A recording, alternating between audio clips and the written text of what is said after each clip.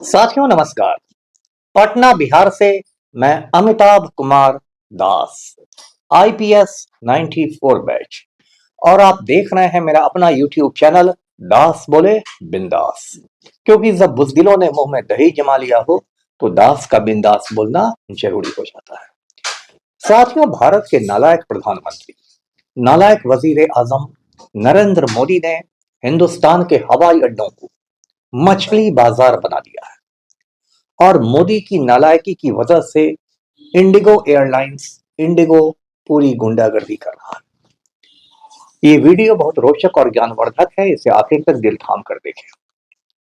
साथियों, कहानी शुरू से शुरू करते हैं। ये जो इंडिगो एयरलाइंस है, जो इंडिगो विमान सेवा है, इसकी बुनियाद सन 2005 में रखी गई थी, मतलब आज से 20 बरस पहले। और दो दोस्तों ने मिलकर इंडिगो की शुरुआत की थी। उनके नाम है राहुल भाटिया और राकेश गंगवाल। और इन दोनों दोस्तों ने काफी धूम धड़ाके के साथ ये नई विमान सेवा शुरू की थी। उन्होंने कहा था कि इसका नाम रहेगा इंडिया ऑन द गो, संक्षेप में इंडिगो। और पहली ही बार उन्होंने 100 विमान के खरीद का आदेश दिया था। 100 विमान, आप समझ सकते हैं कितनी ज्यादा कीमत होगी। अरबों डॉलर में 100 विमान खरीदे गए थे A320 एयरबस। ये जब 2005 में इंडिगो एयरलाइंस आया था तो उस समय भारत में बहुत सारी विमान सेवाएं थी। Air India, Kingfisher Airlines, Sahara Airlines, Deccan Airways, Jet Airways, बहुत सारी इस तरह की विमान सेवाएं थी। और लोगों को लग रहा था कि पता नहीं इंडिगो इतने सारे विमान सेवाओं के बीच, इतने सारे एयरलाइंस के बीच टिक पाएगा या नहीं टिक पाएगा। लेकिन देखते देखते इंडिगो हिंदुस्तान का नंबर 1 एयरलाइंस बन गया। और आज की तारीख में इंडिगो के पास 400 से भी ज्यादा विमान है। उसके पास 5000 से ज्यादा पायलट है।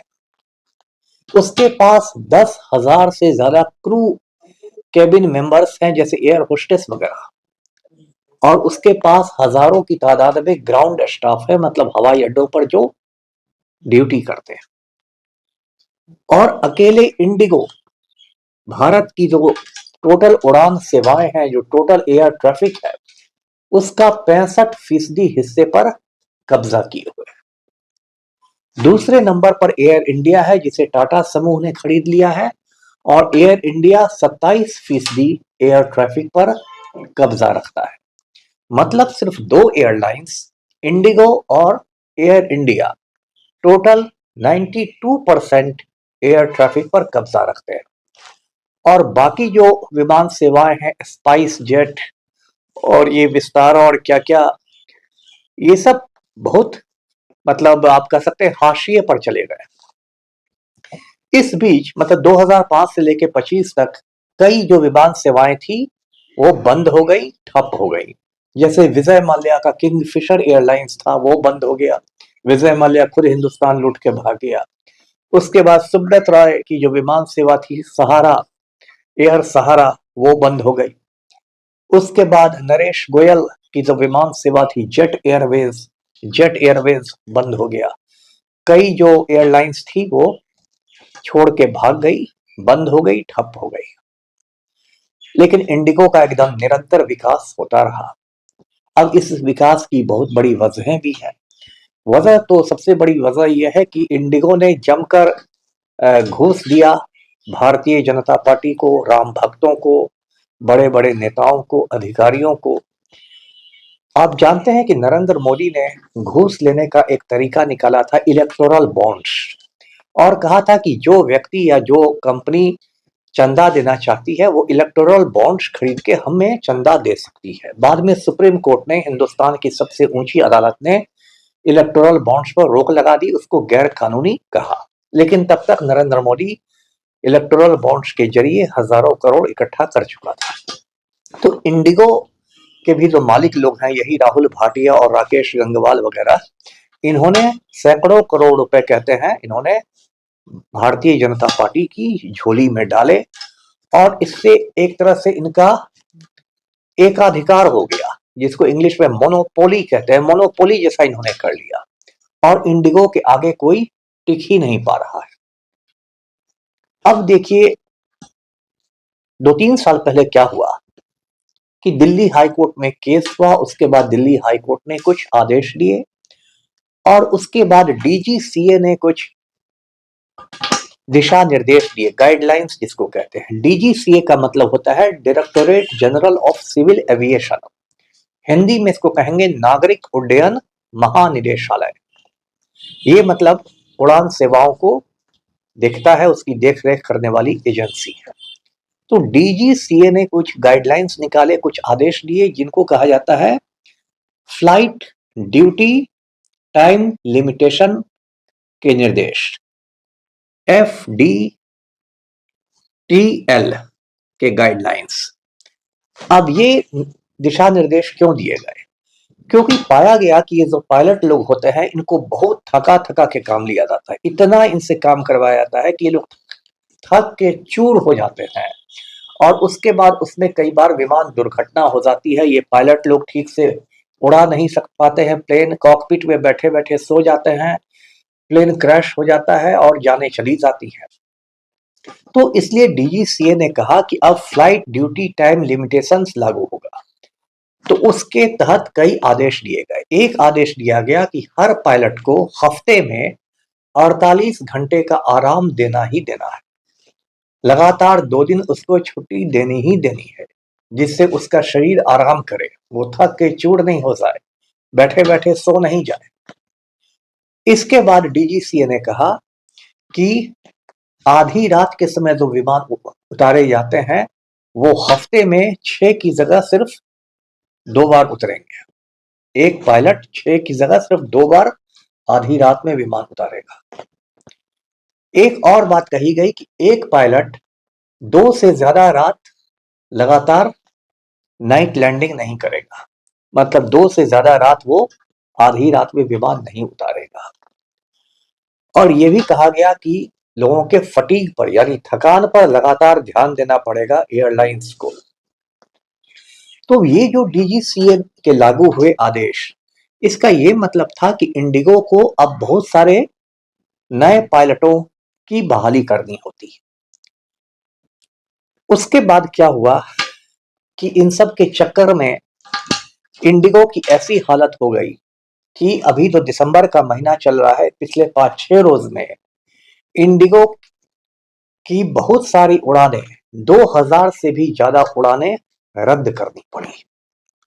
और आप खुद सोचिए कि जो विमान सेवा 65% लोगों को उड़ाता हो, 65% जिसका कब्जा हो एयर ट्रैफिक पर, उसकी यदि 2000 से ज्यादा उड़ानें रद्द हो जाएंगी तो कैसी अफरा तफरी होगी, कैसी अराजकता होगी। तो उसके बाद क्या हुआ कि अजीबोगरीब हालत हिंदुस्तान में हो गई। जो बड़े बड़े हवाई अड्डे जितने भी हैं वो उस पर लगा कि मछली बाजार हो गया हो। हजारों लोग, रोते हुए बच्चे, चिल्लाती हुई औरतें, भूखे लोग, कोई इधर सोया हुआ है, कोई उधर सोया हुआ है ना। लोगों ने मजाक में कहना शुरू किया कि नरेंद्र मोदी बस स्टैंड को तो एयरपोर्ट जैसा नहीं बना सका, लेकिन एयरपोर्ट को उसने बस स्टैंड के जैसा बना दिया। और इसमें समझिए कि सब कुछ अस्त व्यस्त हो गया। बहुत सारे लोग शादी में जा रहे थे, अपनी ही शादी में, वो अपनी ही शादी में नहीं पहुंच सके। बहुत लोग दूसरे की शादी में जा रहे थे। एक औरत को दिखाया गया कि वो अस्थि कलश ली हुई थी, उसके पिता की अस्थियां उसमें थी, अस्थि कलश वो बहाने जा रही थी हरिद्वार या कहीं, तो वो रो रही है हाथ में कलश लेकर। कोई गंभीर रूप से बीमार है, उसको देखने लोग नहीं पहुंच पा रहे हैं। किसी स्टूडेंट का इम्तिहान छूट रहा है। एक फ्रेंच महिला को दिखाया गया कि वो बिल्कुल काउंटर के ऊपर चढ़कर हल्ला कर रही है।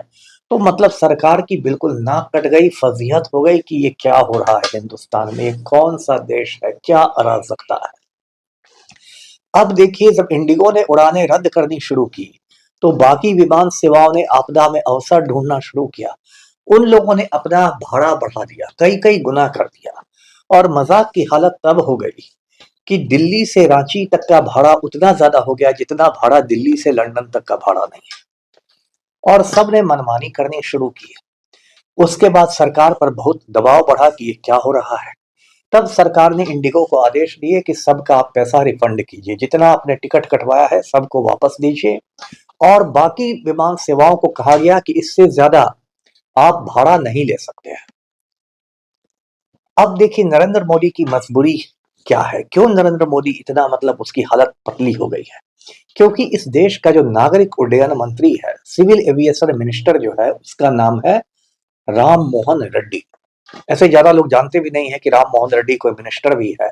कभी कभार विमान दुर्घटना होती है, प्लेन क्रैश होता है, तब राम मोहन रेड्डी का नाम आता है मीडिया में। ये जो राम मोहन रेड्डी है, ये बीजेपी का आदमी नहीं है, ये तेलुगु देशम पार्टी का लीडर है, यानी कि बीजेपी की सहयोगी पार्टी का।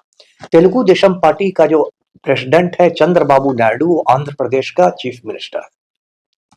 अब नरेंद्र मोदी के साथ दिक्कत ये है कि वो राम मोहन रेड्डी का इस्तीफा भी नहीं ले सकता है, क्योंकि राम मोहन रेड्डी को हटाने के लिए उसको पहले चंद्रबाबू नायडू से अनुमति लेनी पड़ेगी, इजाजत लेनी होगी।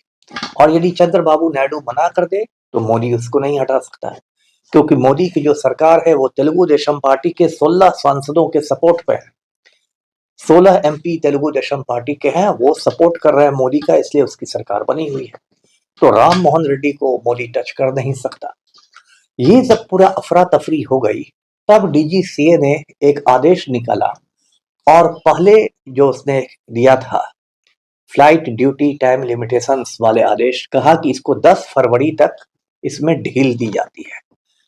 10 फरवरी तक आपको समय दिया जाता है इसको लागू करने के लिए। एक तरह से ये इंडिगो कंपनी की जीत हो गई कि उसने सरकार को झुका दिया और सरकार को और कुछ महीने देने पड़े। अब साथियों, ये जो हालत हो रही है, इसमें तरह तरह की बातें हो रही है। कुछ लोग कह रहे हैं कि इसके पीछे भी एक षड्यंत्र है। वो षड्यंत्र क्या है कि जो नालायक नरेंद्र मोदी का मालिक है गौतम अडानी भी अब अपना एयरलाइंस शुरू करने जा रहा है। इसलिए एक साजिश के तहत इंडिगो एयरलाइंस का कचरा कर दिया गया है, जिससे अडानी को एंट्री में मदद मिल जाए। जैसे कि आपको याद होगा, अंबानी के जियो को बढ़ाने के लिए पहले बीएसएनएल को बर्बाद कर दिया गया। जो भारत सरकार का बीएसएनएल था, भारत संचार निगम लिमिटेड, बीएसएनएल को बर्बाद कर दिया गया। तब अडानी का जियो ने मार्केट पर कब्जा कर लिया, अंबानी के जियो ने। उसी तरह पहले इंडिगो को बर्बाद किया जाएगा और तब गौतम अडानी की एंट्री होगी। तो एक पर्दे के पीछे बहुत बड़ा खेल चल रहा है। तो जो भी हो, अभी जो इंडिगो की अराजकता फैल गई है, अनार्की फैल गई है, उस पर हिंदुस्तान पर पूरी दुनिया हंस रही है कि ये देश विश्व गुरु बनने चलता है, और यहाँ के हवाई अड्डे मछली बाजार बन गए हैं, जहाँ भूखे प्यासे यात्री लोग इधर उधर लेटे हुए हैं। तो वीडियो को लाइक कीजिए, शेयर कीजिए, चैनल को सब्सक्राइब कीजिए। धन्यवाद। जय हिंद।